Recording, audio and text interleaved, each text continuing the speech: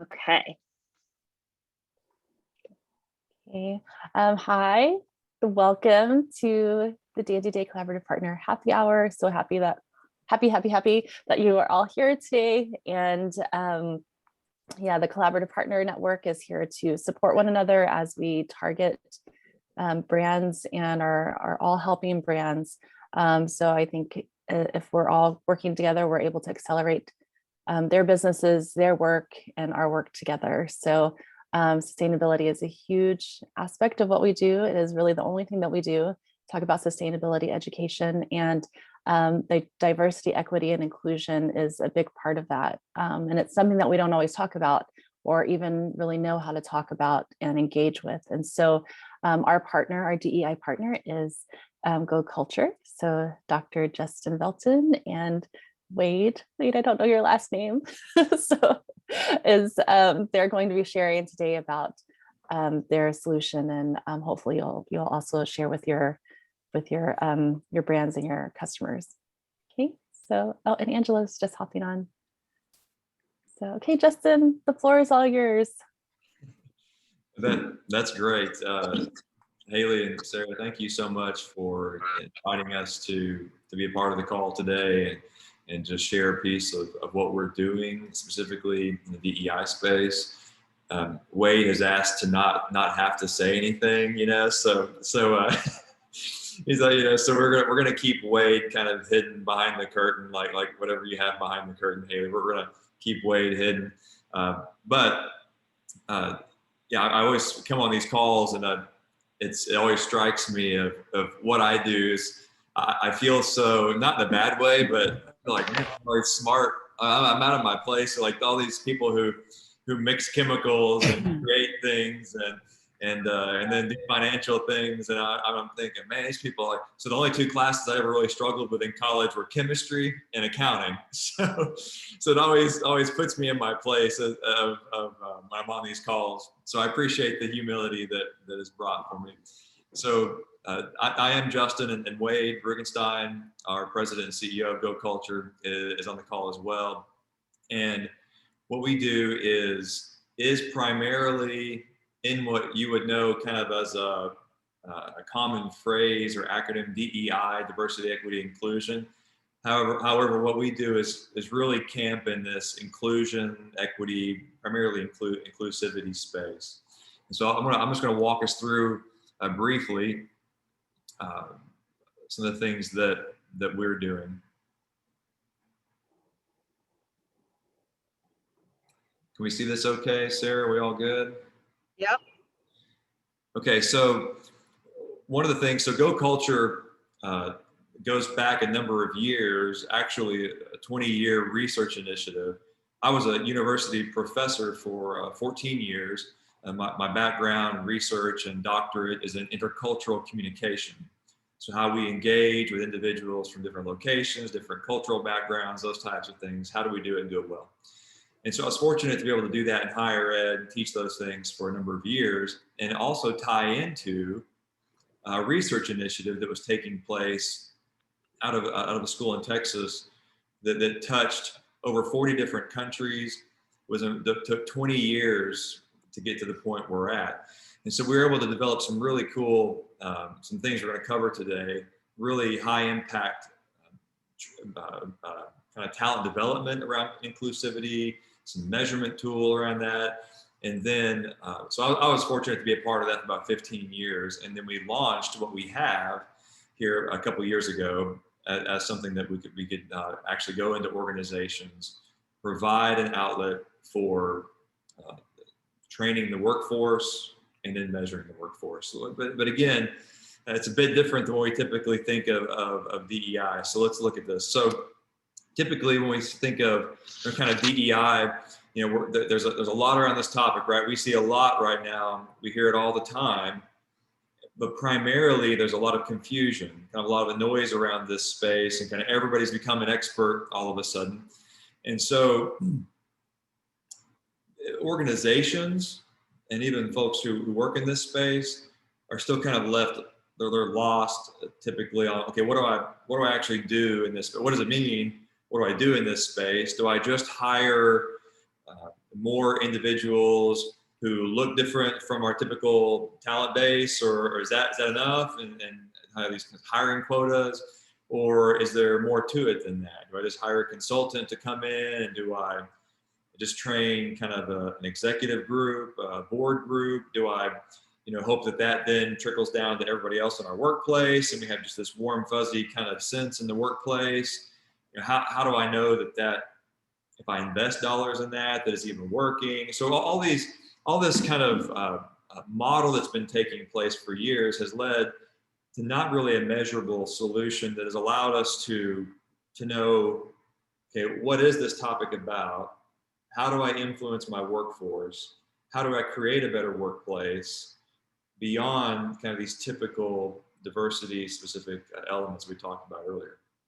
So we started doing some research on this. As I mentioned earlier, spent 20 years in over 40 different countries looking at, okay, how can we actually make an impact here?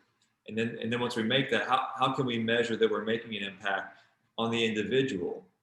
So what we did is we noticed that, and you all have seen this, over the last 4 or 5 decades, the topic of diversity, equity, inclusion has become much more loud, which is good, much more on the forefront, because 30 years ago, it's just kind of, you don't talk about it. We don't talk about these things in the workplace. In the 90s, we saw more of a kind of a focus on talent acquisition. We mentioned earlier, making sure we're hiring a certain quota of people in a quarter, and we're measuring that, and we feel good about that. In the 2000s, we saw kind of the rise of this buzz phrases around corporate culture. A lot of people got into that kind of consulting work and things is important. And then the last decade, we saw this became a lot more evident of an area where organizations felt like they needed to focus. Maybe through social media, there was more push toward those things, but there was more focus on putting policies in place. And these things called the employee resource groups. A lot of your organizations may have these called ERGs. And then over the last couple of years, especially over the last year, we've seen a big push toward individuals wanting to work at a place that actually sees this as a priority, diversity, equity, inclusion as a priority, not just something that's maybe in the manual somewhere, but it's a priority in the talent development process. So much so that you see 78% of individuals in the workforce are going to choose or have chosen their place of employment based on that organization's stance on diversity, equity, inclusion. So do you have a strong policy? Do you care about these things? But I want you to notice that's a big number, 78%, but that was in 2018. That was before what we've seen over the last year or two, where this has moved from important to actually top of mind. So if you talk to board members, to CEOs, to whoever, they will tell you that every single meeting I go to, we talk about this topic. There are not many topics that you can find where it is brought up every single board meeting, unless it's profit, loss, those types of things. Right now, other than diversity, equity, inclusion. It's a hugely popular topic, but again, there's still a lot of confusion around this. So what we did is we took the 20 years of research we had done in over 40 different countries, and we said, well, we actually need to put together a scalable model where we can actually go into an organization, and no matter what their makeup may look like, we need to be able to equip that workforce to be more inclusive, to engage with diversity more proficiently, all these different aptitudes. And we found that there were about 15 different key competencies that really inform our own individual aptitudes around diversity, equity, inclusion, or our ability to engage with diverse others.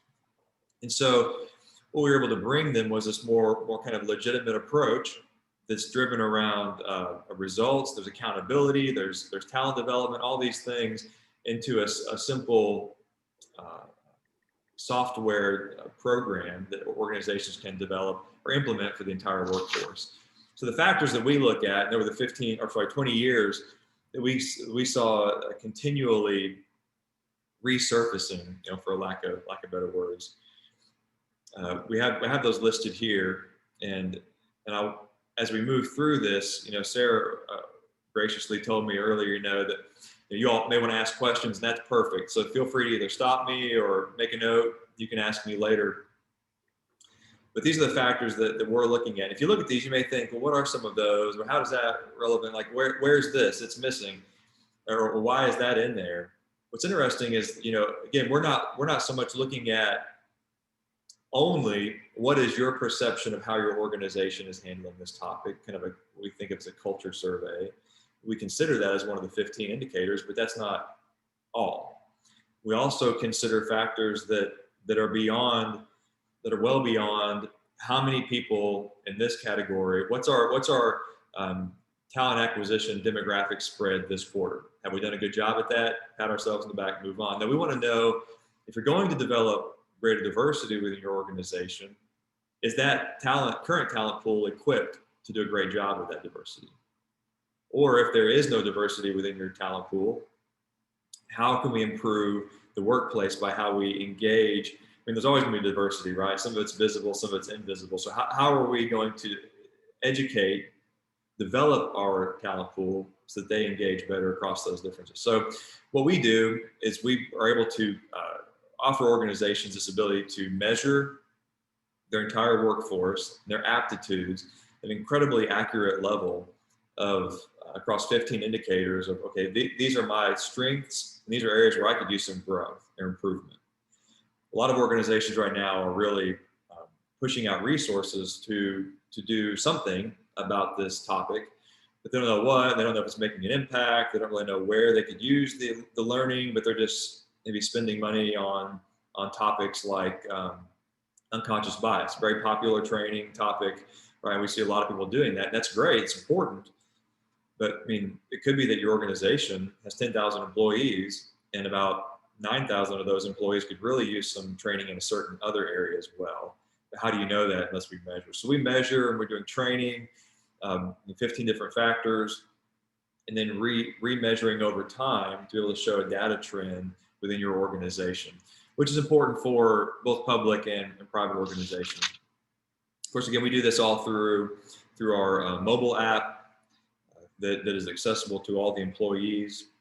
And then we provide the organization, maybe it's HR, maybe it's a DEI director, a lot of data, a lot of content on, okay, here's how your organization breaks down on their actual aptitudes. You have 10,000 employees. These are how many employees are engaging. This is where they are. These are their maybe 3 strongest areas of the 15, 3 lowest areas.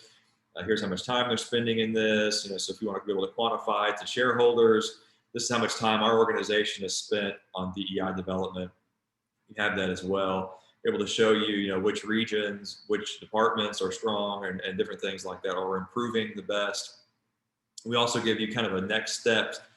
Here's what we recommend you do next as an organization.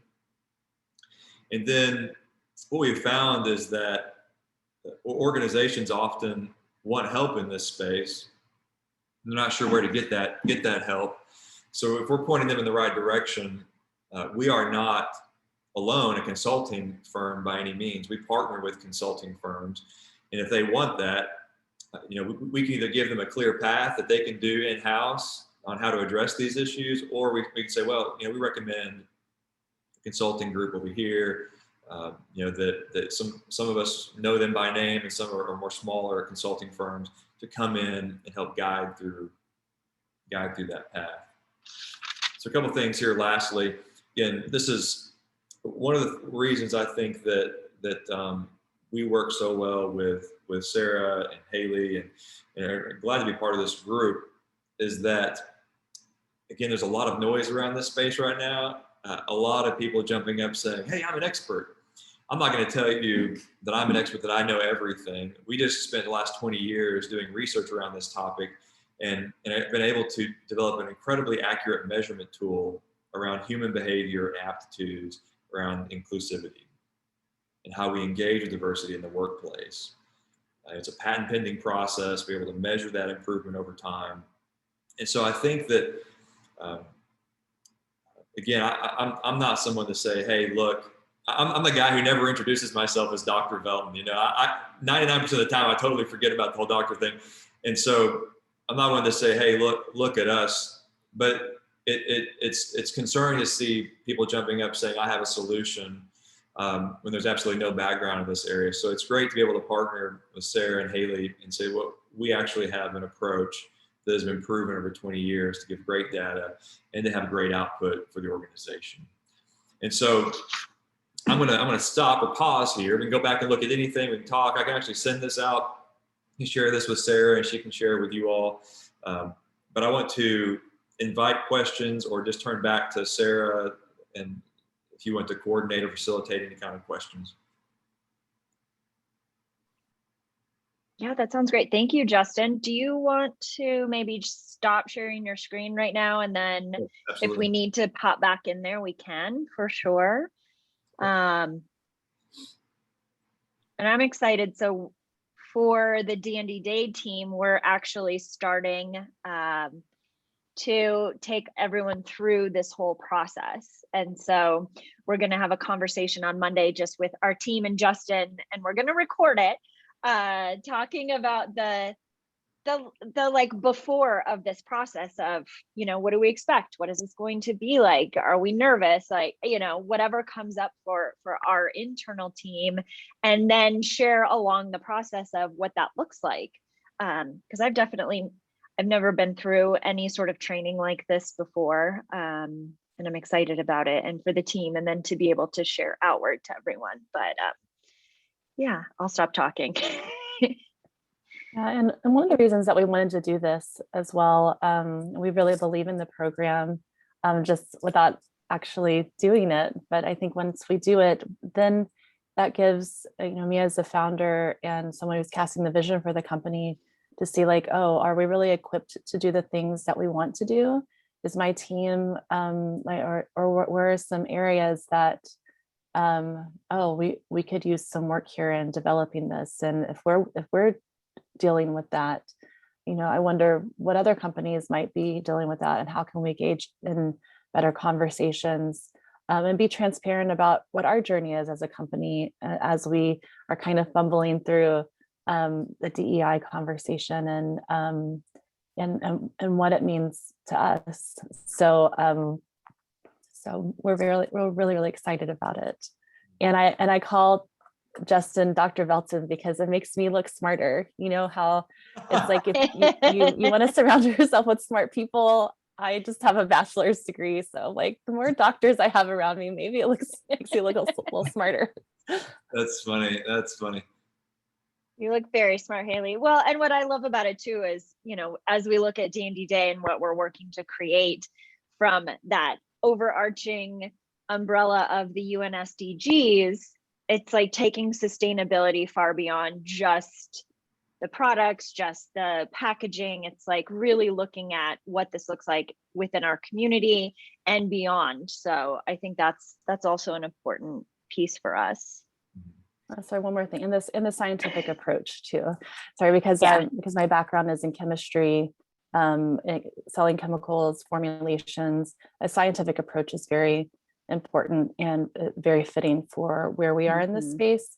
And it's also extremely meaningful, as Justin said, looking at with whether you're a public or private company and accounting for where your dollars are going, you need measurements to know that it's working. And so that's another thing that I just really love about the program.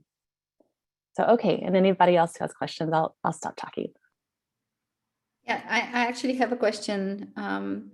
Justin, how does it work for teams that are, so my team is in 13 cities, 9 countries and 4 continents. And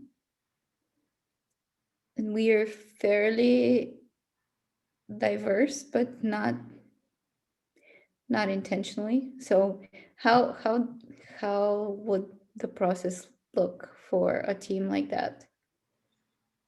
Yeah, that's a great question. Yeah, you're in I'd say relatively unique situation. You know, that's really rich experience. I'm sure the different people from all over the world. But it's also great to hear that you're doing pretty well with that. You know, what's interesting is that we did some research about 6 years ago, and we were working with an organization that that is very multinational, and there is a headquarters in Germany. They have locations in the US. And what was interesting is locations in the US were having trouble, just because there were different geographical locations in the US sometimes clash. But yet everybody got along with Germany, which was so far, geographically distant.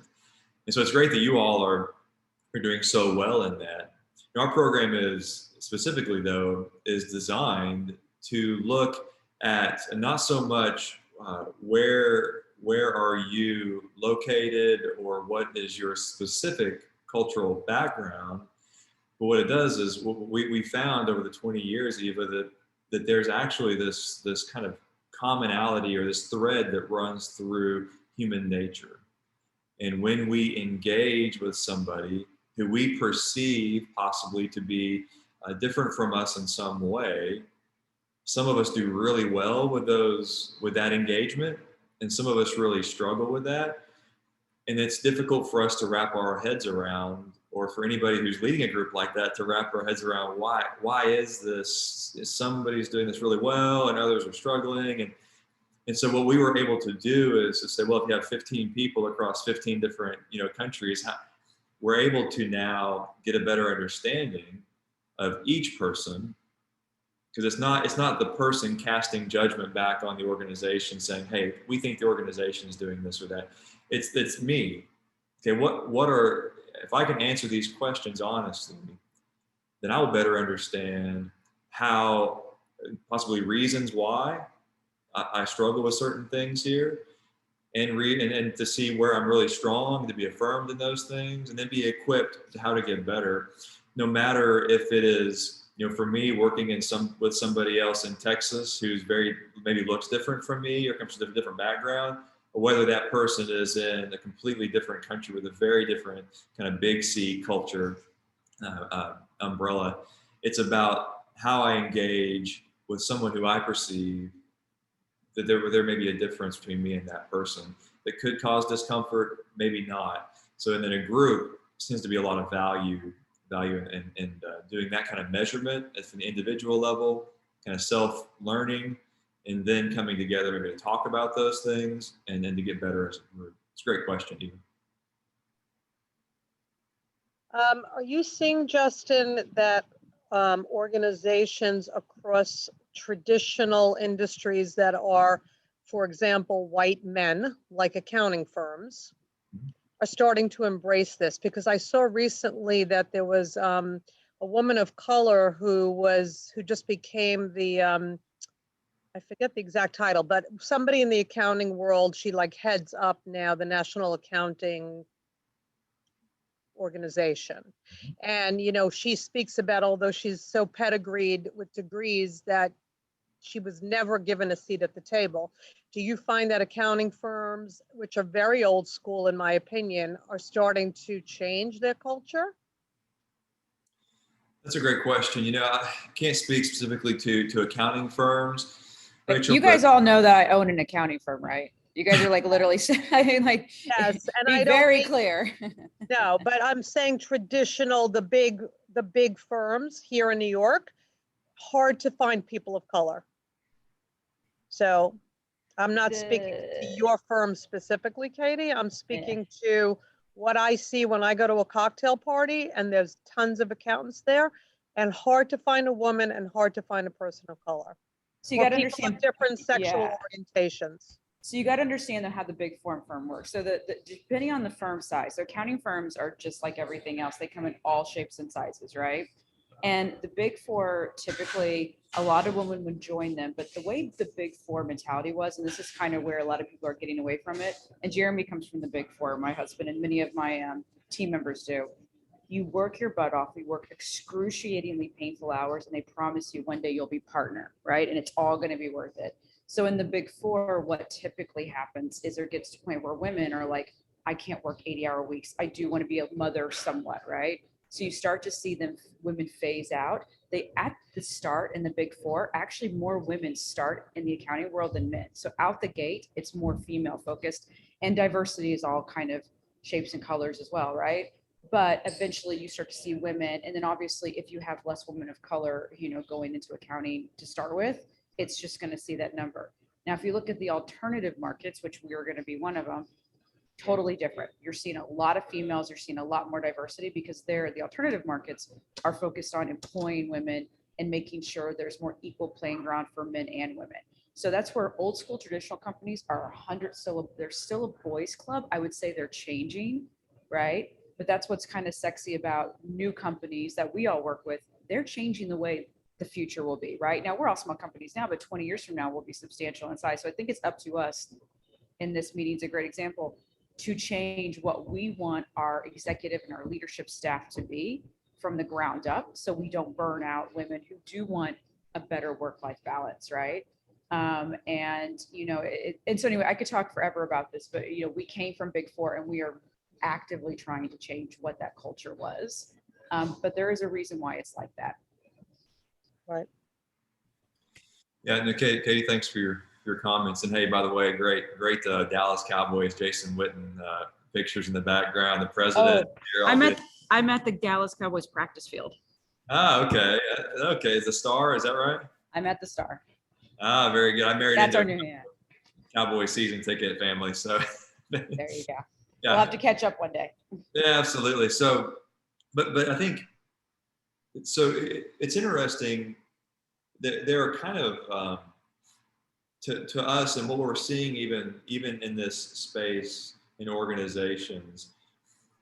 At first, I say at first, I mean, this topic's always been important, but you go back 14 months ago or whatever, it became very important, right? People became in the news cycle very important. So organizations, all of a sudden it's in the forefront.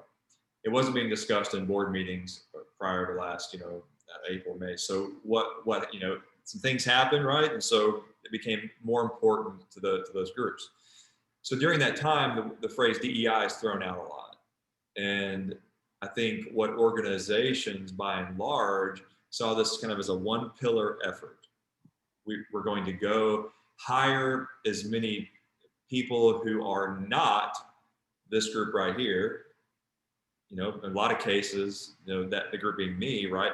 We're going to try to get away from that. We're going to try to at least do all we can to hire more people of color, you fill in the blank, right? And that's it. We've done it. We've done, that's all DEI is about. And I think what people are starting to notice, and I think this has been over the last really a couple of months, sadly, that there's actually more than one pillar here. You could go all day talking about how many pillars, but let's just say if there are two, there's actually this idea of diversifying your talent at the organization. There's also this idea of better equipping that talent to be more inclusive, to treat each other appropriately, and those types of things, right? So to me, we have to almost pull those things apart. Once we do the inclusivity, equality, equity, those things well, then I think that lends itself in a more healthy way in the future to bringing the D part back in even more so in the future. So Rachel, getting back to your question, if an organization is very kind of monoculture, it's everybody looks the same, drives the same car, even those types of things. I think forcing diversity within an organization like that has its pros and cons, right? It can be unhealthy for the person being thrust into that. It can be unhealthy for the organization overall because people aren't going to be equipped to do that well. So I think if we, though, take that group that's very monoculture and equip them, train them, and measure that over time, okay, are we becoming, are our attitudes and behaviors becoming more competent around these subjects? Are we doing these things better? And we actually are proving evidence of that. Then we're better prepared in a healthy way to diversify and probably even be more welcoming, I would say, to a more diverse talent pool coming in. Does that make sense? Yeah. Yeah, great question. It does. Justin, I'd also like to add one reason I thought this was really important to the beauty industry as a whole. There is a lot of disagreement from the formulation side. So this is something that Eva and I have bonded well over, where there's like, clean beauty is a big trend that's never going away. And the chemists are very resistant to it, with the perception that clean beauty is not science-based or science-backed. And so I think even, Rachel, for industries,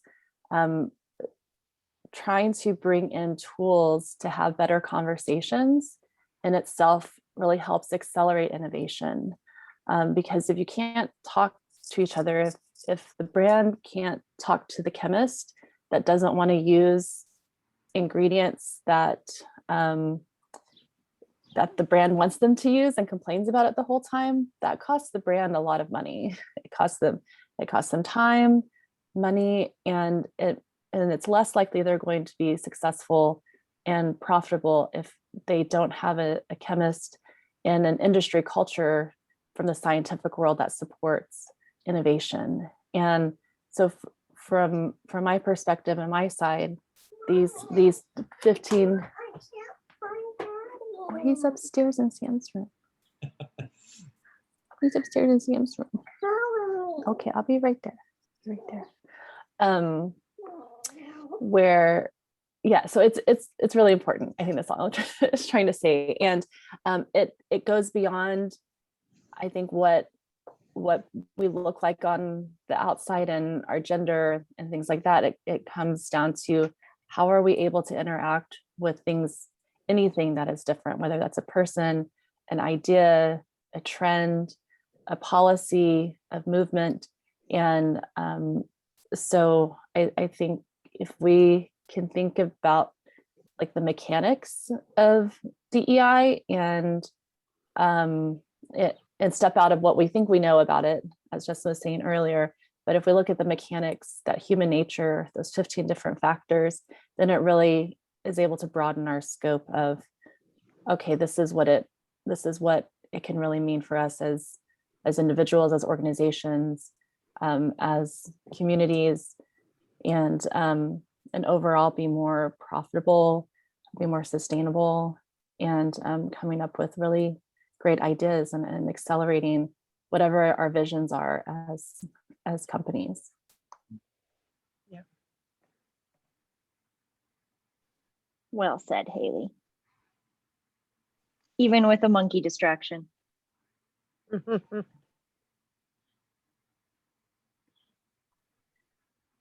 there any more questions or thoughts on this? I know that it's kind of a hard topic at times, as well. I think because it's new, and we are a very diverse group. So I'm excited about that. But does anybody have any more questions or comments? I'll just say I positioned this. So I met with Justin separately, and I did position this to my leadership staff who are very excited about it. I would say, Justin, the only thing is they want to, I'm having trouble relaying it. Like, here's what it is, here's what we'll get first. Because it's kind of like when you sell it to a company, what is the purpose for the company? But also this is very much an individual thing. It helps the individuals. So I'm still trying to work on that. I'm getting a lot of great questions from them. I may have to just have you talk to them because I do not want to butcher you're obviously way more eloquent than I will ever be. But I will say, like, He's a doctor, Katie. He's a doctor. I'm not even going to bother. Why would I even try to recreate and be Justin? I'm not doing it. Y'all give me too much credit. No, but I'll say it's very interesting when you start telling I thought I'd get a lot of pushback because, again, they won't be, usually when you're talking about spending dollars, got a lot of great positive reactions. So I think, even for others of you guys who are in bigger companies, it's well worth showing it or let Justin position it, because really positive reaction, that at least the fact that I took the step to think about these type of things, right? So, so Justin, I've been meaning to reach out. We're looking probably, if we do this like around a Q4 timing when things slow down for the holidays, but I definitely need you to do what you do best, right? Sure, absolutely. Have a continue the conversation with whoever you may need us to Katie. That's, of course, our headquarters in the Dallas area as well. And so we're not at the Star like you are today, Do you want to come visit me at the Star? I guess. Absolutely. Come hang out. Absolutely. Yeah, I think you're right. I think we see that challenge as well from our position sometimes, because, and I was relating to this to even someone just yesterday, that we are no Tesla, where I'm not equating us to that, but I'm saying, think of Tesla 10 years ago, or even 5 years ago, people wrapping their heads around, I don't know, I don't know, I totally get that. I don't know how that's going to, so I feel like that's where we are, because what we do is I don't even call it radically, but it's quite a bit different. We're not coming in with a team of people saying, hey, let's look at how many people of this, nationality or whatever work in this area, how many women work here, and how, we're going to train you on unconscious bias and then leave. What we're trying to do is say, no, we're going to look at your entire workforce. We're going to measure them. We're going to equip them over a period of time and watch them grow and develop as individuals. That, in turn, will help solve a lot of the problems that you may or may not know exist within your organization around diversity, equity, inclusion. Well, and I think too, just to hop in, one thing that I'm picking up throughout this whole presentation is, like you were talking about in the beginning, the legacy way, where it's like the old school way of money being dumped into something where you're like, I don't know, is this working? Is it helping our community? Is it making an impact? We don't really know, but we're doing it because we need to, versus using the GoCulture system. There's, like Haley said, there's measurable, scientific, it's very specific to having those outputs, the ways to be able to say, this is where we were, this is where we are, this is how we're improving, so there's that piece of it. And then as the population improves, you have that innovation, the collaboration piece, because people are starting to kind of relate on a new playing field, which I think is huge. Instead of just like, okay, we're dumping money into time and money and resources into a DEI program, that we're checking the box of, okay, we have a DEI program, but this actually gives like measurable results, which I think is huge. Yeah. And I think like once you have that starting data to that baseline information of your organization as a whole, there might be a very clear area that you need more supplement as a company. And so that might be where you bring in an expert that focuses on like harassment training or not unconscious bias training. So I see it as like, this is just kind of the litmus test of like, hey, this is where we are. And we know that over time we're going to improve because everyone has their individualized program and support. And then as an organization, it's taking that 40,000 foot view of like, okay, this is a very clear area of opportunity for us.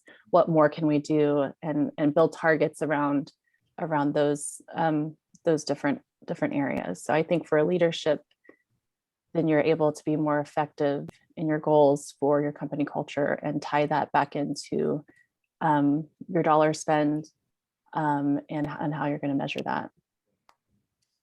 I But just I looked don't know something if up really. this- Oh, sorry. Oh, I was just going to say, I don't know if this is something where, if there's any measurable data on this, but I do feel like from my own personal experience in large companies, smaller companies, if I was working at a company that really invested in something like this, where I felt like it was important for me as an individual, I saw impact as my team, and the, company culture grew, I feel like I would be more invested to like stay, instead of feeling like, oh, there's a disconnect and possibly being, oh, a new opportunity, great, I'm out, versus having a more solid foundation to want to stay in a certain organization or team. Or I don't know, that just popped up to me after working at some big companies. Sure. I agree. I think that would be very important as well. So, yeah. Employee retention.